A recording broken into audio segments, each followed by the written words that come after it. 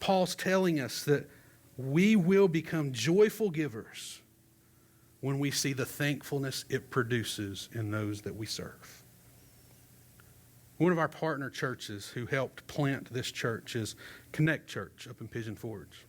And I was speaking with the pastor there about a month or so ago. Greg was actually there with me, and he was talking about how they had taken on this mission of paying off medical debts. So they took up a special offering, and I believe they were trying to pay off $1 million in debt. Does that sound right, Greg? Pay off $1 million in medical debt. And they exceeded the goal. So they didn't know who they were paying off the debt from. They went through a nonprofit agency that takes care of all those things. They send the money to the nonprofit pays the debt. That's basically how it works. So Connect had no idea who they were even paying debt for.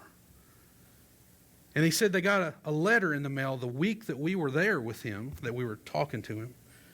And he says he gets this letter in the mail, and he begins to read it, and he began to kind of tear up. He says this letter was from a lady who said they were overcome with medical debts. They didn't know where they were going to turn, didn't know how they were going to meet the needs.